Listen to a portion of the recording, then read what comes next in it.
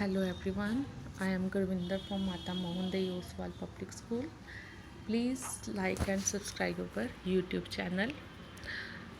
Today we will do social science for class 8th book from Punjab School Education Board. स्विक्स part करेंगे part 3 social and the political life and the name of the chapter is fundamental rights directive principle and fundamental duties. जैसे कि आप सभी जानते ही हो कि जो फंडामेंटल राइट्स है ये हमें कौन देता है। सबसे पहले सोसाइटी। जैसे ही सोसाइटी हमें ये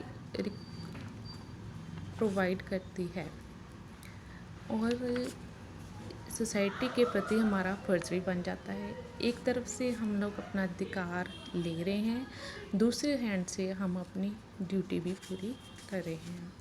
जैसे कि ह्यूमन डेवलपमेंट रिक्वायर्ड सम फैसिलिटीज़, जैसे कि हमें किसी न किसी प्रकार की सुविधा की ज़रूरत हम लोग समाज में रहते हैं, उसकी ज़रूरत पड़ी जाती है। ये फैसिलिटीज़ हमें सोसाइटी देती है जिसको हम लोग राइट्स कहते हैं। और इसको अप्रूव कौन करता है? इस राइट्स को सोसाइटी को अप्रूव करती है। बेसिक मीनिंग क्या है इसका कि जो राइट्स हैं ये ह्यूमन की बेसिक नीड्स हैं which are essential for the development. किसकी development? Welfare of society. Society की वेलफेयर की विकास के लिए ये ज़रूरी भी है और इसको सोसाइटी द्वारा ही importance these rights should be considered importance by society और सोसाइटी द्वारा ही इसको इम्पोर्टेंस दी जाती है। There are many types of rights out of which the most important are those fundamental rights which are important for the mental, moral, cultural and physical growth of a person। बहुत सारे rights हैं पर उसमें से जो fundamental rights है कुछ important हैं, वो बहुत ही इम्पोर्टेंट है किस लिए? हमारी mental, moral, culture and physical growth के लिए।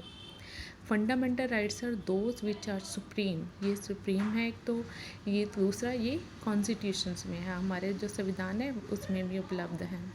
Provisions has been made in our constitution to safeguard these fundamental rights, और इसको सुरक्षा करने का भी सेफ गार्ड भी इसके हैं। The Indian Constitution has taken these fundamental rights from the American Constitution। ये है इसकी मेन बात, ये जो मौलिक अधिकार हैं ये हमें अमेरिका कॉन्स्टिट्यूशन है जो संविधान है वहाँ से ले गए हैं। ये हमें 14 से लेके जो संविधान का आर्टिकल 14 से 32 के बीच में आते हैं। फर्स्ट है right to equality, right to independence, right against exploitation, right to freedom of religion, culture and education right to constitutional remedies, और सेवन्थ है हमारा right to education.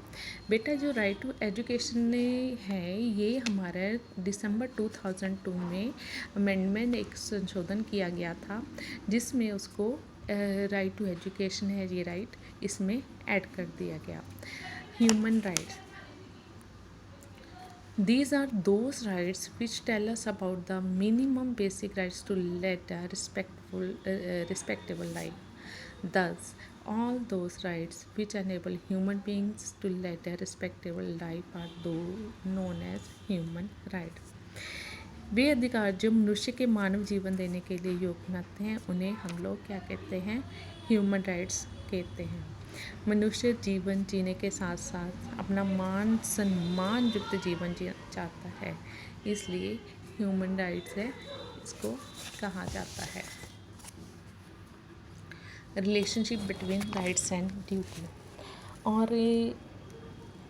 Rights and duties के बीच में भी आपस में भी एक संबंध है। कैसा संबंध है? रिलेटेड टू ईच अदर, ये आपस में संबंधित तो है ही, जैसे कि एक सिक्के के दो पहलू हों। Government and society has laid various rights for the prosperity of citizen. नागरिक की खुशहाली के लिए गवर्नमेंट और सोसाइटी ने बहुत सारे इसको राइट्स दे दिए। It also expect that the citizen should perform their duties towards, भी जो सिटीजन हैं वो इसकी बहुत अच्छे से अपनी ड्यूटी को परफॉर्म करें। If we do not fulfil our duties then we don't have any right to any kind. किसी किस्म का हमारे पास कोई भी अधिकार नहीं होना चाहिए फिर, अगर हम अपनी ड्यूटी अच्छे से नहीं कर रहे हैं। All the fundamental rights included in the Indian constitutions also have duties along with the accordance with human rights। संविधान में जितने भी मौलिक अधिकार शामिल हैं उसके साथ साथ क्या है, मानवीय अधिकार के रूप के कर्तव्य भी हमारे साथ में शामिल हैं। जैसे कि फंडामेंटल ड्यूटी के साथ कि ये हमारे एक किस्म के हमारे मौलिक अधिकार भी हैं। जैसे एक हाथ से हम लोग अधिकार अपने लेते हैं, दूसरी तरफ से हमारी जो ड्यूटी क्या बन जाती है कि हम लोग अपने जो फ़र्ज़ हैं अपने समाज के प्रति, अपने देश के प्रति, हम लोग उसको भी पूरा करें। जैसे कि फर्स्ट है right to equality. Equality means एक समान। The fundamental right are the right to equality. According to this right of the citizens are equal in the eye of law. ये हमारा बेटा सबसे पहला जो हमारा है राइट है वो है राइट टू इक्वालिटी, ठीक है। और ये कानून की नज़र में सभी नागरिक एक समान है। No discrimination in made on the, कोई भी भेदभाव नहीं है किसी के बीच में। जैसे कि कोई दुनिया में ऊंच है नीच है, जो मतलब कि रिच है पुअर है, कलर कास्ट क्रीड, किसी के अकॉर्डिंग किस भी हम लोग ये नहीं कर सके कि किसके बीच में भेदभाव करें, ठीक है। और इसके साथ ही हमारी ये तो हमें एक राइट टू इक्वालिटी मिल गया, एक अधिकार मिल गया, और हमारे फंडामेंटल ड्यूटी क्या बन गई कि हमें किसी के साथ भी कोई भेदभाव नहीं करना चाहिए। We should not believe in touchability. हमें छूत छात के बीच में भी कोई बिलीव नहीं करना चाहिए। We should not discriminate among the citizen on the basis of lower higher rich poor caste creed and creed. इसके बीच में किसी के, इन सभी के बीच में हमें कोई भेदभाव भी नहीं करना चाहिए। जैसे कि कोई अमीर है गरीब है, कोई ऊंच जाति का है कोई नीच जाति का है, कोई रंग भेदभाव के बीच में। सेकंड है हमारा राइट टू फ्रीडम। और हमें सेकंड जो हमारा फंडामेंटल राइट है वो है right to freedom. It means आज़ादी। हमें कौन सी आज़ादी दी उन्होंने, देश के संविधान ने हमें कौन सी आज़ादी दे दी, जैसे कि फ्रीडम ऑफ एक्सप्रेशन, कि हम लोग अपने जो विचार हैं उसको भी व्यक्त कर सकते हैं। Thought oration to move around the country, हम देश में भी इधर उधर कहीं घूम सकते हैं। ये क्या है, कई प्रकार के हमें उन्होंने आज़ादी दे दी। और साथ साथ हमारी ड्यूटी भी क्या बन गई कि हम लोग किसी की आज़ादी को भी ठेस ना पहुंचाएं। हम आप भी आराम से रिस्पेक्ट से रहें और दूसरों की आज़ादी को भी ध्यान में रख के करें। एंड थर्ड है हमारा राइट अगेंस्ट एक्सप्लॉयटेशन। एक्सप्लॉयटेशन होता है शोषण, शोषण के विरुद्ध का अधिकार, ये हमारा थर्ड है। और under this right it prohibits trading of humans, forcing to work without salary. जैसे कि इस राइट में क्या होता है कि जो मनुष्य हैं उनका व्यापार किया जाता है बिना वेतन के कार्य करवाने का, और भी हम लोग एक्स्ट्रा, ये सब क्या है इस जो राइट है इसके अंतर्गत आते हैं। और we do not have any right to exploit any human beings. हमें, हमारे पास कोई भी ऐसा अधिकार नहीं है जिससे हम मनुष्य का शोषण कर सकें। We should not discriminate other on the basis of salary. अभी किसी के साथ किसी सैलरी की कि उसकी सैलरी ज़्यादा है हमारी कम है, उसके बेस के ऊपर, वर्किंग आवर्स के ऊपर, child labour and base of caste के रिलीजन के ऊपर किसी भी प्रकार का हमें भेदभाव भी नहीं करना चाहिए। फोर्थ है हमारा राइट टू रिलीजन, धर्म का अधिकार। ये हमारे इम्पोर्टेंट राइट्स में आता है। एक राइट ये है right to religion. This right allow us to freedom to follow और फेथ। हम किसी भी धर्म को अपना सकते हैं, उसमें विश्वास हमारा, उसके हम लोग प्रचार भी कर सकते हैं। और ये हमारी मर्जी, हम कौन सा धर्म है उसको भी कौन सा धर्म है जिसको हम लोग अपनाना चाहते हैं, इसका भी हमें अधिकार है। Thus, it is our duty to respect all religions equally। ये हमारी अब ड्यूटी भी बनती है कि जो दूसरे रिलीजन हैं उनको हम लोग एक समान दें और नो टू हर्ट, और उनके जो धार्मिक सम्मान है उनको भी कोई हानि ना पहुँचे। फिफ्थ है हमारा cultural and educational rights. This right is made to protect independence of any language और कल्चर। अगला जो ये अधिकार है वो है हमारा culture and education. According to this right, any goods institute can't discriminate in the admission on the basis of caste, creed, sex, color or religion।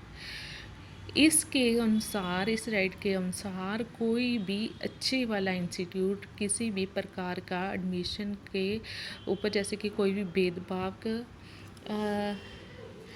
रंग, जात, नस्ल, धर्म के आधार पर प्रवेश करने से उनको इनकार नहीं कर सकता।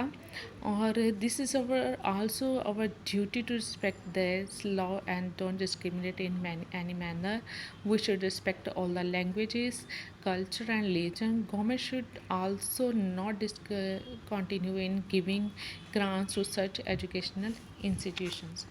It means ये है कि हमें सभी धर्मों को, लॉ के अकॉर्डिंग सभी धर्मों को एक समानता तो देनी ही है। और हमारी ड्यूटी भी क्या बन गई कि जो लॉ है उसने हमें do not discriminate in any manner भी, ये नहीं कि हम किसके बीच में भेदभाव करना है, ये हमें नहीं सिखाया जा रहा। We should respect all language, सभी प्रकार की जो लैंग्वेज है, कल्चर्स है, रिलीजन है, उसको रिस्पेक्ट करना। Government should also discontinue in giving, और जो गवर्नमेंट है वो भी एजुकेशनल इंस्टीट्यूशन को जो ग्रांट्स है वो भी देने से उनको एक समानी देगी। ये नहीं है कि किसी को धर्म को ज़्यादा मिलेगी, किसी को कम मिलेगी। सिक्स्थ है हमारा right to constitutional remedies. Fundamental rights remind us of our duty. ये हमें एक तो हमारी ड्यूटीज़ के बारे में बताता है, रिमाइंड से याद करवाता है। और in this fundamental rights it is mention that we can not deprive any citizen of its right. और हमें ये भी बताता है कि हमें किसी भी प्रकार के राइट से नागरिक को वंचित नहीं किया जा रहा। If in case they are deprive of any those rights, और किसी भी राइट्स को इसको वंचित नहीं, इन केस कोई रह जाता है, कोई वंचित किया जाता है, तो जो सिटीज़न है कंट्री का वो जुडिशरी के पास जाकर अप्रोच करके अपने राइट को ले सकता है। नेक्स्ट है हमारा right to education. First of all, on 18 March 1910, Mr. Gopal Kishan Gokhale had presented a resolution before the Imperial Legislative Assembly to offer a free and compulsory education in India, but these resolutions could not be passed। सबसे पहले तो 1910 में गोपाल किशन गोखले था, उसने भारत की imperial legislative assembly में ये भारत में मुफ्त और ज़रूरी जो एजुकेशन देने का सबसे पहले उन्होंने अपना प्रस्ताव रखा था, पर जो उस समय ये पास नहीं हो सका। वन इंडिया गॉट फ्रीडम, जब देश आज़ाद हो गया, डिस्कशंस वर हेल्ड, आपस में तर्क विवाद के साथ जब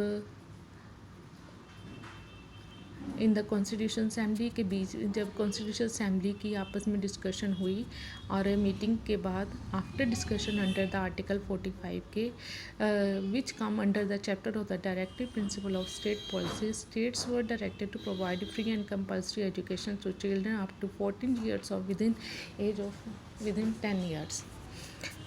आफ्टर डिस्कशन के बाद उन्होंने आर्टिकल 45 के अंडर ये चैप्टर डायरेक्टिव प्रिंसिपल के साथ उन्होंने ये देखा कि जो स्टेट गवर्नमेंट है वो कंपल्सरी एजुकेशन 14 years से तक के बच्चों को फ्री और कंपल्सरी प्रोवाइड करेगी। ऑन December 2002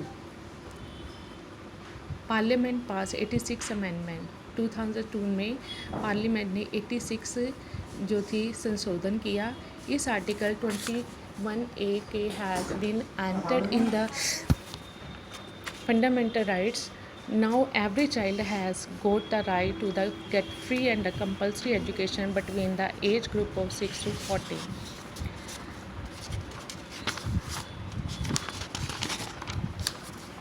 दिसंबर 2000 में संविधान की जो 86वीं अमेंडमेंट हुई थी उसमें मौलिक अधिकार में अनुच्छेद 21A में शामिल करके 6 to 14 वर्ष के हर एक बच्चे को मुफ्त और ज़रूरी शिक्षा का अधिकार दिया गया। इसे वास्तविक रूप देने के लिए एक्ट 2009 पास कर दिया गया और 2010 में समूचे भारत में जम्मू कश्मीर को ये छोड़कर ऑल ओवर इंडिया में 6 to 14 ईयर की 8वीं श्रेणी तक की सभी बच्चों को मुफ्त और ज़रूरी शिक्षा ग्रहण कर सकता था। Example of equality.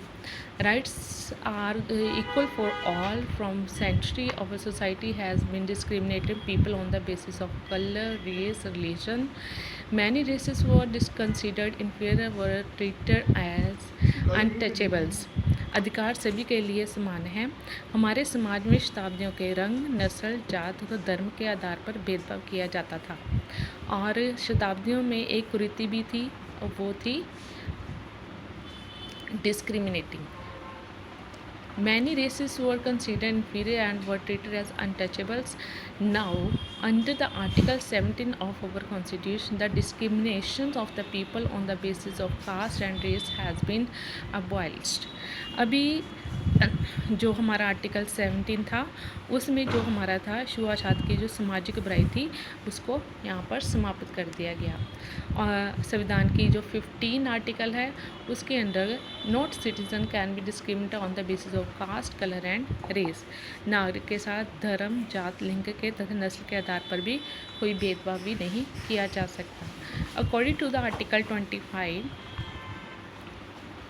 Constitutions no citizen can be discriminate on the basis of religion also. और धार्मिक 25 के अंतर्गत भी जो आर्टिकल था उसमें भी किसी प्रकार का किसी के साथ कोई धार्मिक भेदभाव भी जो थे वो सारे उन्होंने समाप्त कर दिए थे.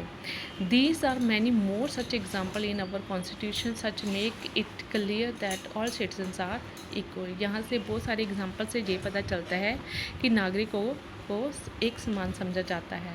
But a lot of work still needs to be done. इसके ऊपर और भी ज़्यादा काम करने की ज़रूरत है. Even today the discrimination is prevail among the society. आज भी सोसाइटी में भेदभाव जारी है. There is need to eradicate any discrimination based on the caste, religion, sex or creed. These should not be there. We need to educate every citizen about the fundamental right. अपने संविधान जिन लोगों ने ये कानून बनाए उन लोगों के कानून को पहुंचना भी बहुत ज़्यादा ज़रूरी है. अपने संविधान के आदर्शों को पूरा करने के लिए भी हमें प्रयास करना चाहिए. लोगों को भी शिक्षित करना चाहिए और लोगों को ये भी बताना चाहिए कि ये हमारे जो राइट्स हैं ये हमारे लिए, हमारे नागरिकों के लिए ही बनाए हैं, जिसकी वजह से हमें किसी प्रकार का कोई किसी भेदभाव नहीं करना चाहिए. Thank you very much.